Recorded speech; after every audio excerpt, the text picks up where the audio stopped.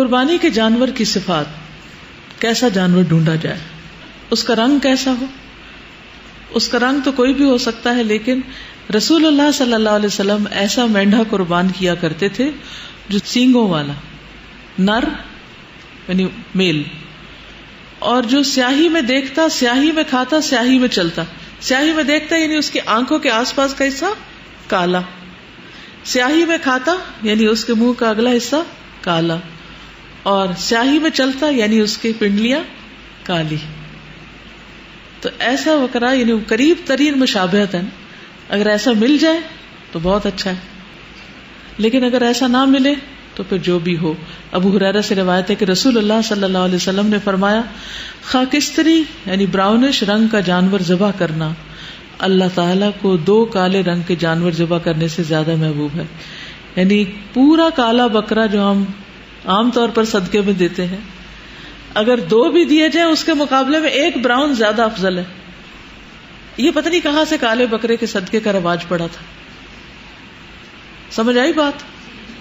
یعنی ایک طرف 2 کالے بکرے اور ایک طرف 1 براؤن بکرا, زیادہ ثواب کس میں؟ براؤن میں. ٹھیک, تو اس لیے اگر کبھی صدقے کا بکرا بھی دینا ہو تو اس میں کالا رنگ نہ ڈھونڈے. ہاں, کالا رنگ صرف اس حد تک کہ جو منہ کے آگے ہو اور آنکھوں اور پاؤں کے بس. پھر یہ کہ 2 دانت والا ہو, 2 دانتا ہو. رسول اللہ صلی اللہ علیہ وسلم نے فرمایا صرف 2 دانتا جانور ہی ذبح کرو, سوائے اس کے کہ تمہارے لیے بہت مشکل ہو جائے تو بھیڑ کا جزع کو قربان کر سکتے ہو, یعنی بھیڑ کا بچہ قربان کر سکتے ہو. سائز درمیانہ ہو. یونس بن میسرہ بن حلبس نے کہا, میں اللہ کے رسول صلی اللہ علیہ وسلم کے صحابی ابو سعید الزرقی کے ساتھ قربانی کے جانور خریدنے کے لیے گیا. یونس بن میسرہ بیان کرتے ہیں کہ ابو سعید نے ایک ایسے مینڈے کی طرف اشارہ کیا جس کے کانوں اور گلے کا کچھ حصہ سیاہ تھا. وہ جسمانی طور پر نہ زیادہ اونچا تھا نہ پست تھا. انہوں نے فرمایا میرے لیے یہ خرید لو. گویا انہوں نے اسے رسول اللہ صلی اللہ علیہ وسلم کے مینڈے کے مشابہ قرار دیا کہ اس سے قریب تر ہے. یعنی اگر تینوں چیزیں نہ بھی ہو کالی تو 1 ہو جائے, 2 ہو جائے اور 3 ہو جائے تو بہت اچھا ہے. اور اسی طرح یہ کہ بہت اونچے بڑے کی تلاش بھی ضروری نہیں ہے, درمیانے سائز کا بھی کافی ہے. ابو ہریرہ رضی اللہ عنہ سے روایت ہے کہ اللہ کے رسول صلی اللہ علیہ وسلم جب قربانی کا ارادہ فرماتے تو بڑے موٹے سینگ دار سفید اور سیاہ رنگ کے 2 خصی مینڈے خریدتے. ٹھیک ہے, یعنی خصی کرنا بکروں کو وہ ہوتا ہے جس میں وہ آگے بچے نہیں پیدا کر سکتے.